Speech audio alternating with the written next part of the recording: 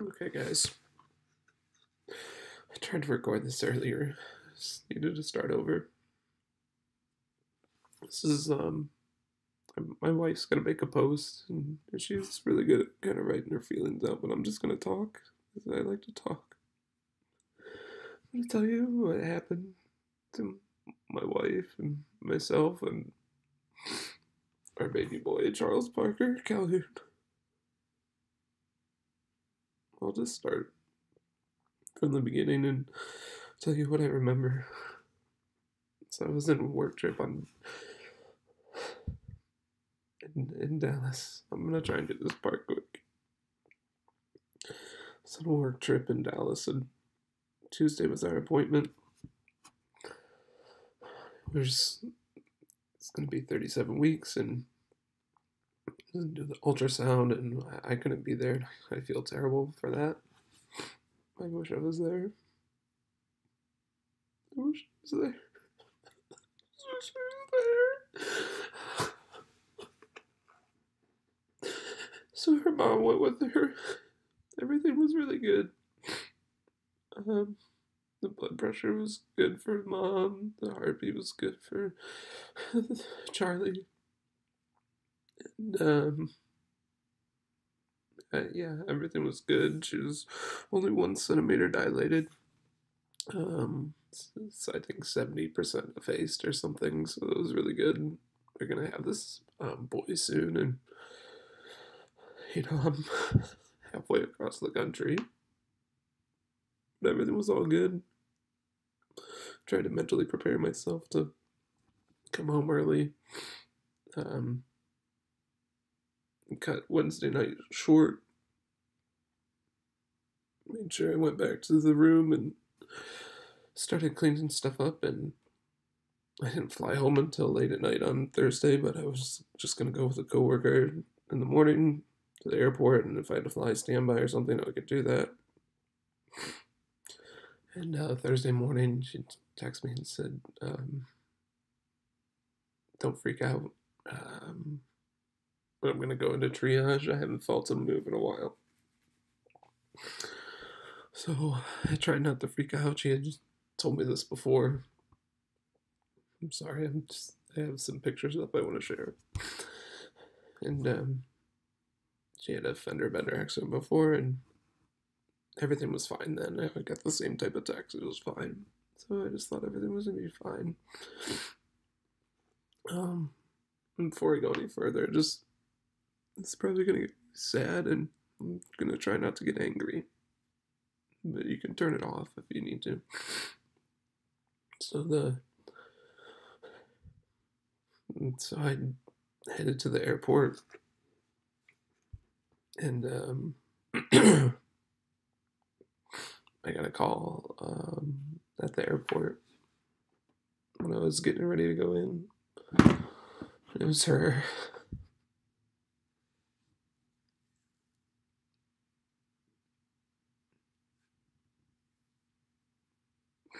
It was her, and I couldn't understand a word she was saying. Um, but I already knew. I already knew what the call was. And once I finally got her to say it, the heartbeat was gone. We don't know why. Um, I was angry, and I asked, maybe it was just a tech doing it and they messed it up. And it took her a bit, but she told me it was two doctors had already confirmed it. So here I am on the other side of the fucking country when my wife needs me most. I'm not there. I'm so sorry. I'm so sorry. And so I called her mom and had her go there as quick as she could. She was at the ultrasound and everything too. She's been great supporting her. Uh, and yeah, from there it was just me on an island. And I know it's nothing like what she went through. I'm so sorry. I'm so sorry.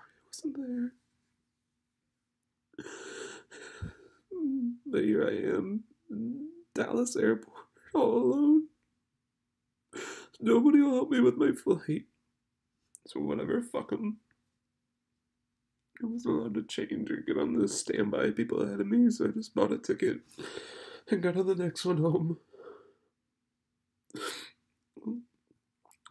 Laura's dad, brother met me at the airport and helped me drive my car down there to the hospital in Akron. And that's where I got to see my wife. She just texted me the whole time. I made sure to buy the Wi-Fi on the flight so I could text her, just feel somewhat close. It's just the weirdest thing. I never thought I'd be coming home early for something like this. I thought it was going to be to see him alive and well. Sorry. Just have a picture of them I talked to him.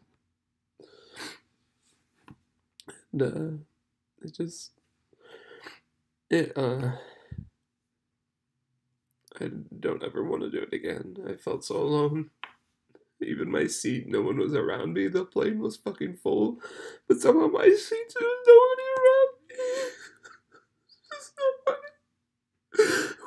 Why my seat? Every other spot in the plane is full but mine. I couldn't cry to anybody. I couldn't talk to anybody. I'm on the other side of the country. My wife needs me. My baby needs me.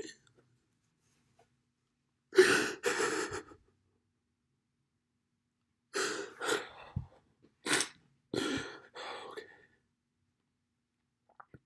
So we got there. They were talking about inducing.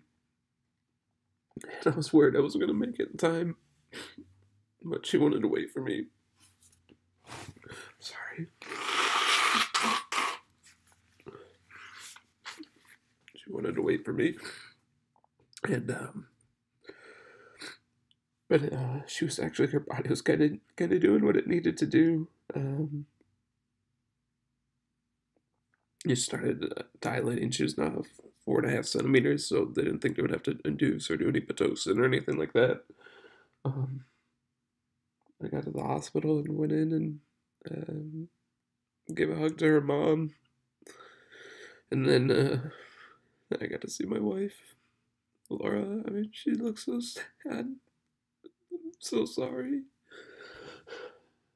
I don't want to ever have to go through that. I don't want anybody to go through that. Our baby boy was inside of her, but he wasn't alive.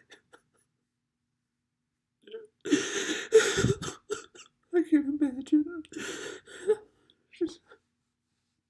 She's the sweetest person I've ever met. I never wanted to go through that.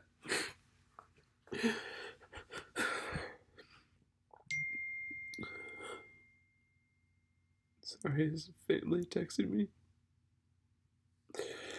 So, yeah, we met and we just got to have our time together for a little bit. Met with the nurses and stuff and tried to understand what was going on. She really did not want to get an epidural. She wanted to do a natural birth, but I told her, look, it's totally up to her, but it's going to be a really traumatic thing, so it might just help having the epidural. And kind of her pain kind of kicked up and almost instantly, and we decided, or she decided, to go with the epidural. So and that really helped, and everybody there was really professional about that and very helpful, and they weren't cold or anything. They were all very connected to us in terms of the nurses and doctors. It was like they were family, so thank you, everybody at Akron General. And then the next 24 hours, longest 24 hours of my life started. It's not how I thought it would go at all. I mean, it's the same process any of you dads. I have a lot of good friends. You guys are dads now. You guys are dads. You guys are dads. I'm sorry. We had some good friends, and we would joke about how we were gonna have a little basketball team, even though I'm not very good. And he's just Charlie's not gonna be a part of that now.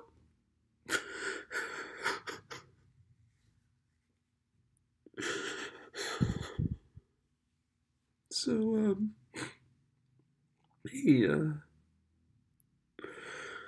it's just the same process as everybody else, right? You gotta get dilated up 10 centimeters. Maybe kind of starts to drop a bit. You know, your water will break. It'll break it for you. Um, just in bed all the time. Started to feel a lot better about the epidural, but you know, your back hurt a little bit. It's just part of the process being in bed and everything. But it was just it wasn't even that. It was just the sadness. I mean, you could see it in her eyes. You could see it in her eyes. I don't know how you can do that. She's so strong. If you talk to her, you tell her how strong she is. I don't know how you can take a dead baby boy and still deliver him naturally and still love him. I mean, I loved him, but I just as a mom, that has to be so hard, so hard. Um, so yeah, I mean, it was just a lot of talking and thinking and crying and tissues. Uh, we decided that you know what, this is really dramatic and we can't sit here and let it pass us by. We're gonna make the most of it. We invited uh, immediate family, so parents and siblings. This was going to be their grandson and nephew, and so we invited everyone to come, and they didn't have to if they didn't want to. We didn't want to pressure anybody, even if they just wanted to come and sit in the lobby, and we'll come out there and give them a hug or you know whatever it might be. But they were welcome to see me, see Laura, and then welcome to stay until after the entire process and meet Charlie. I mean, we get him cleaned up and everything, but they could meet him. And I know that probably sounds morbid to a lot of people, but um, and if you would have told me that before this, I would have agreed with you.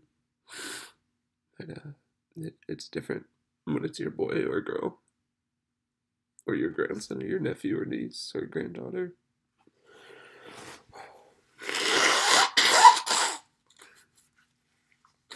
Um, so they yeah, and the alternative to this, obviously, they can do a C-section or surgery. It just depends on how far along you are. Either fortunately or unfortunately. I mean, she was full term yesterday. Or I don't even know what day it is. 2 days ago. Today's Saturday. 2 days ago on Thursday, she's full term. Um, so he would have been totally healthy if he was born. And so the friends and family, they came. We just had them come in a couple at a time, you know, parents first, alone time with us. Um, and we needed that so bad. Thank you so much. Thank you. I don't think they know how much of a difference they made if we had to do it alone. I don't know what we would have done. Might still be at the hospital, just laying there. So we had siblings come in too, and I know it was hard for some of them. So, and you know which ones you are. Thank you. I love you.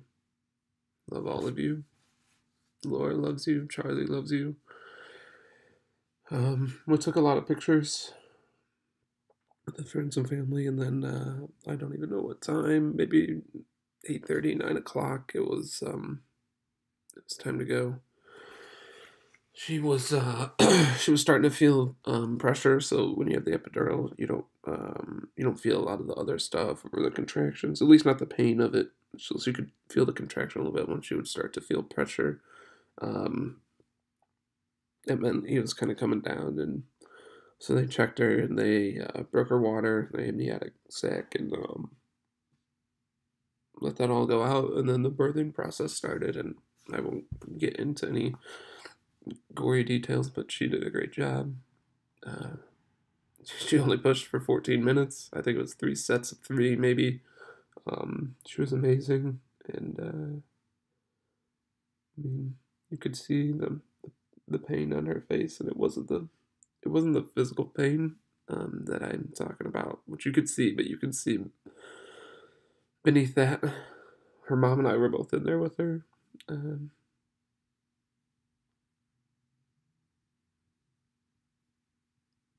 Sorry.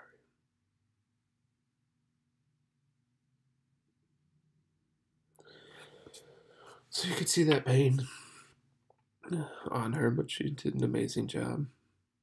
And yeah, so then our baby boy came out.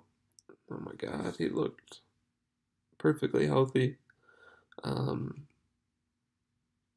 he was amazing in every way. I cut the cord.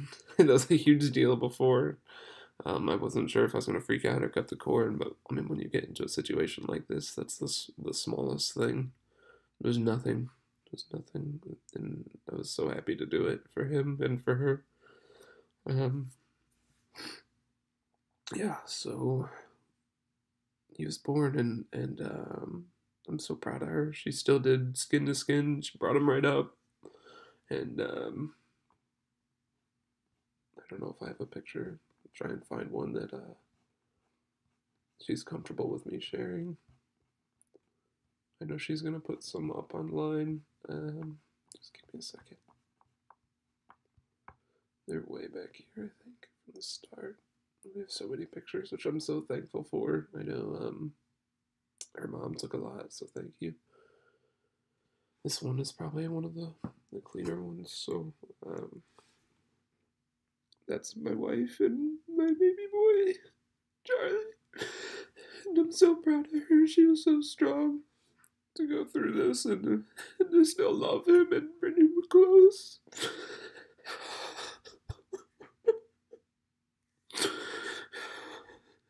She's so amazing. And so is he.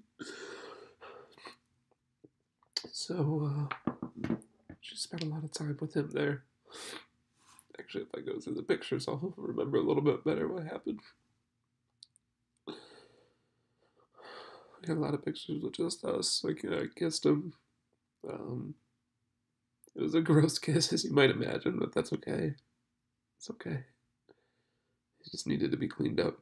Um, he was so amazing. He's so amazing. And I didn't see it at first, but he looked like me. Uh, they were trying to clean off the hair and stuff. We couldn't quite tell, but he had kind of a red hair, dark red. And we had been arguing over that. Not arguing, but just trying to guess what he was going to have. Unfortunately, we didn't get to see the eyes. I mean, most babies are blue. Um, his nose kind of looked more like Laura's, thankfully. Mine is pretty big. It might have had the same shape, but it was more pushed in and stuff like hers. So, yeah, I mean, she was amazing, so strong. So we got some time with him, and um, it's unbelievable. It's unbelievable, and I'm still happy. I'm thankful that she was able to have the birth and be healthy, and yeah, that's that was so important to me. I didn't want to have her go through surgery or anything like that. It was going to be hard any way we did it. This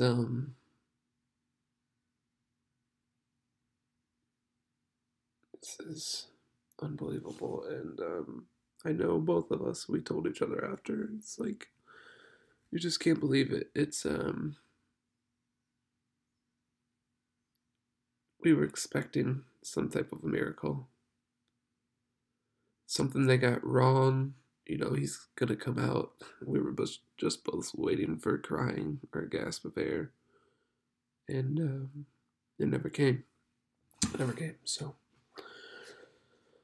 And that's the tough reality. But here's Charlie and me. I got to hold him.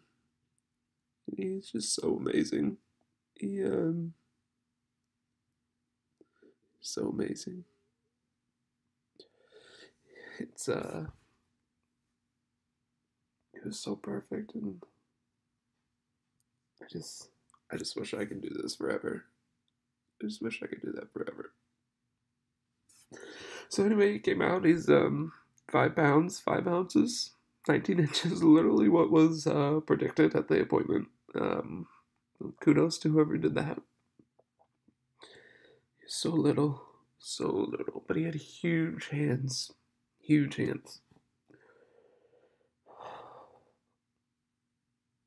Yeah, he's just amazing. And it's amazing. So we had the parents come in, one by one, well, pairs, and just get a chance to meet him, and that was so awesome. He had just gotten there, and he really wasn't even there, and everybody loved him like they knew him for years, for years, years, just like they knew him for years. They all loved him so much. They were so kind. Thank you. So, so beautiful. So beautiful.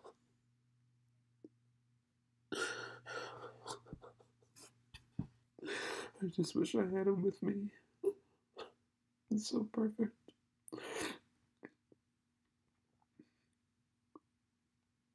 Just, I just, and I love this one. I know it doesn't look great, but that's us and our family, and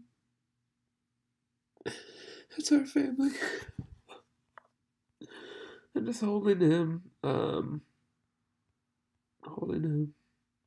It just kind of, I don't know if it did it for anyone else. I'm sure it does it for all you parents, and it just kind of completes you. And I always thought that sounded so silly. It sounds like a movie line. But I didn't want to let him go. I told my wife, it was like, I was sitting there in the morning. I just couldn't sleep. They just brought him back from, they did some nice stuff, taking some pictures and foot molds and stuff like that. And they brought him back, and I think it was 4 in the morning, and I just sat with him in the rocker for hours, and while my wife got some rest, and I just don't want to let him go. I described it to my wife. It's kind of like a moon. I don't know how to draw this, but a moon, kind of that C shape, the crescent moon is missing a piece, and then you bring him into you, and all of a sudden that's what you feel like. You feel whole, so you don't feel like that moon. But as soon as you take him off, and I would give him back to my wife or set him down in the crib, that's what you feel like. You feel like part of a moon. And like I said, I know that sounds stupid, but that's really how it feels.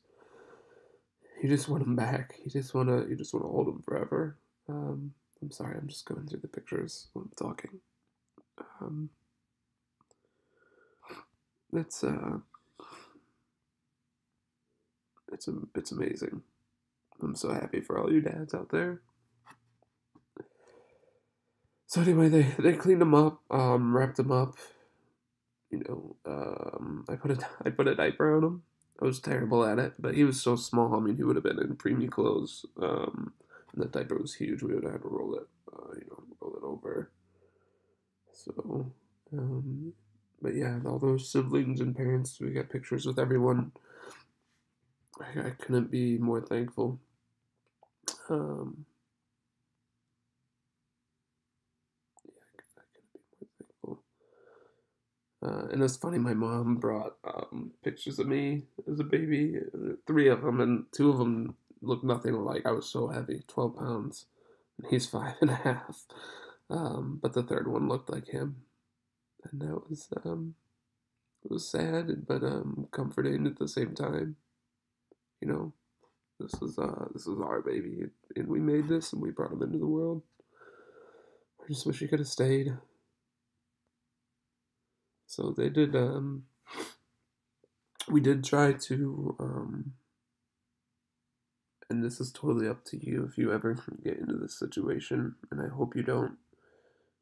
But there is an organ donor list, even if you have a stillborn like Charlie. We did try to do that, so they called, and unfortunately, he wasn't eligible, or fortunately, um, either way. He wasn't eligible just because he hasn't moved in so long, or we didn't know the last time he moved. But we figured that, if his eyes could go to another baby and save that baby, or his lungs, or whatever, to save somebody from going through something like this, that's something we wanted to do. At the same time, we're a little bit grateful that he wasn't eligible. I know that sounds terrible to say. We tried, but they would have had to take him right away, and we wouldn't have got the time that we needed with him, or that we wanted. We need more. We need more. So he's so sweet. I know he was getting a little cold here. That's him. Just a sweet little baby boy, sleeping. I just wish, I just wish he would wake up. That's what I told myself every time, even in the rocking chair, that he was just gonna wake up. Um, and they did a really nice job at Action Journal. I know I'm trying to remember the names of everybody, but we wrote them down. Heather, Catherine, Rhonda. I can't remember the doctors' names. You think they were the most important? I don't know, but they did such a good job. They took him for pictures and everything. They did such a good job cleaning him, swaddled him. We did give him a bath. My wife and I helped to bathe him. They put him in here. They gave us this weight to bear. It's a similar weight to him, so let's just keep that with me. Just helps me a little bit feel like that full moon again. And then we decided that we're gonna have him cremated, so we found a facility for that.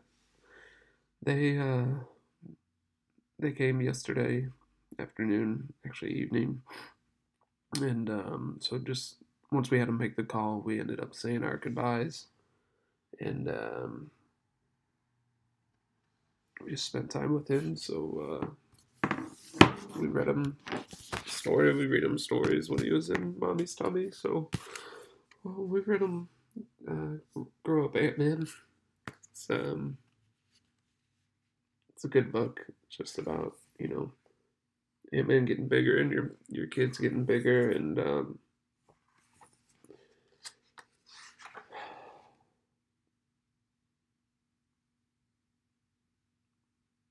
yeah, it's awesome. It's awesome.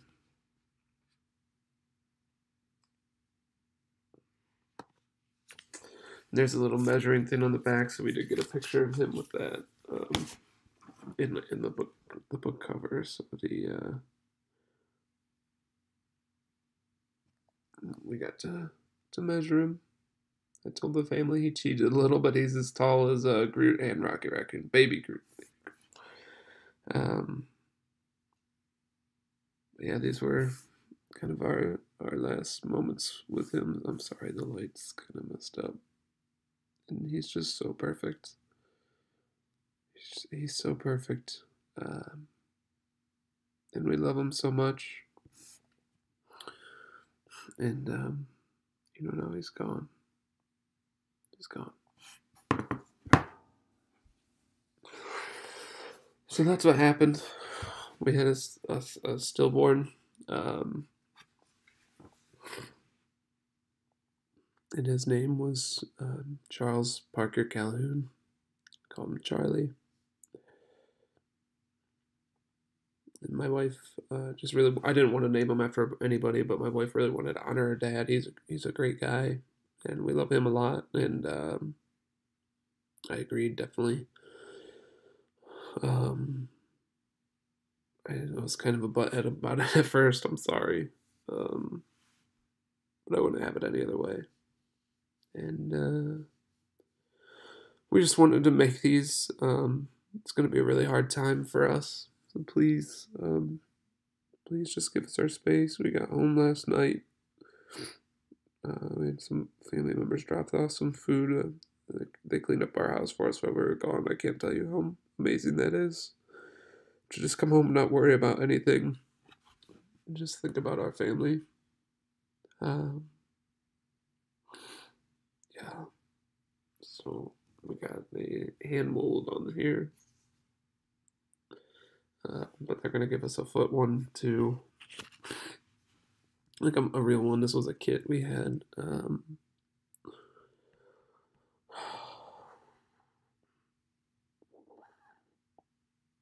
And we just tried to relax last night. We watched Hoosiers and ate dinner, and then we went to bed, and it's just different. And the hardest part is the silence of it all. You know, I was just kind of dreading that. Excuse me, crying and getting up in the middle of the night, and now I want it so bad. I want it so bad. He's gone. He's not here. And so that silence in the room, just nothing, no noise, no nothing. I was awake for hours.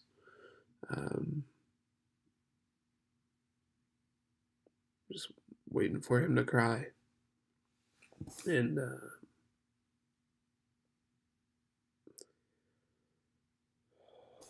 try.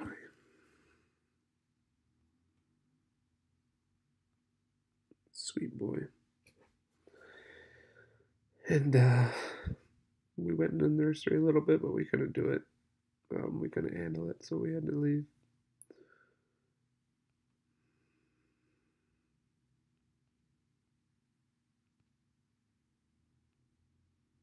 I love him so much. I just hate that my my my clothes closet is attached to the nursery. I don't want to go in there. I don't want to go in there. Not yet. But that's what happened. But yeah, please give us some space to be with our family. You know, just let us be. I know Laura doesn't want any calls or texts. You can text me, but I probably won't reply. I do enjoy reading advice and kind words from people. I just don't know when I'm gonna read them. It's usually when I'm just feeling empty and I need to keep my mind off things. You can post on this video, or I don't know where. I'm assuming I'm putting it on Facebook. My wife and I are gonna put stuff up at the same time. Like I said, she writes, I talk, and I wouldn't wish this on my worst enemy. Nobody should ever have to go through this. I don't even care if it's a serial killer. You should not have to go through this. You should not have to go through this. And if you have, this is way more common than you think, and that's what I told my wife. It's not our fault. There's nothing we could do. We don't know why. We don't know why this happened. They couldn't tell us why. All the tests are either really invasive or they don't yield any results, and we didn't want to do that to his body. So you just don't know why. But this happens more than you think, and I know people it's happened to. Maybe not this late, maybe earlier. You know, in terms of how old the baby was getting, and yeah, I mean, it even happens after they come out. Maybe they're alive and then they pass away. So my heart goes out to you. If you ever need to talk, if you're one of those people, call me. That's the only people that are allowed to call me. Family and them. Until we say otherwise, please. Um, I'm so sorry for your loss if you're one of those people. And we love you. And the last thing I want to say is just I told some of my close friends this: cherish your family. Um, I said I love you maybe more times than I have in my life in 24 hours. Just love your family, love your friends, cherish your son, your daughter, um, whoever it is. Even if you don't know somebody, life can be gone like that, like that. We were at the we were at the appointment on. I wasn't even there. I wasn't even there. The appointment on Tuesday, and everything was fine, perfectly fine. And less than 2 days later, he's gone, just gone.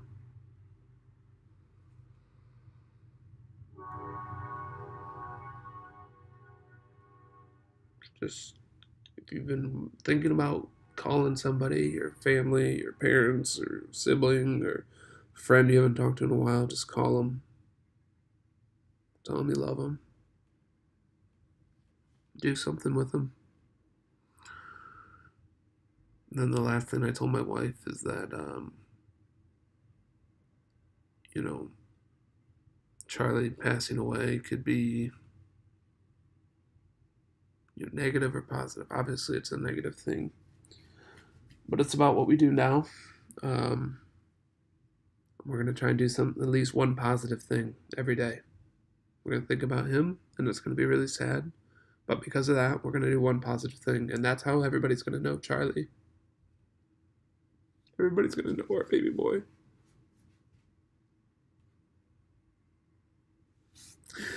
He's so sweet.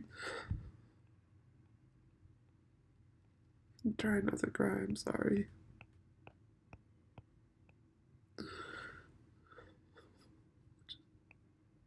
Try not to. No, I'm not gonna. But they'll know him because that's what's gonna happen. Everybody that met him, and I'm telling you too. If you think about this, just do one positive thing every day. It could be, I don't know, somebody drops something, you pick it up for them. You're walking down the street, you say hi. It doesn't even have to be somebody you know. Just do something positive. Because you don't know when that person's going to be gone or when you're going to be gone. Just love each other. I'm going to go wake up my wife and be with her. Thanks.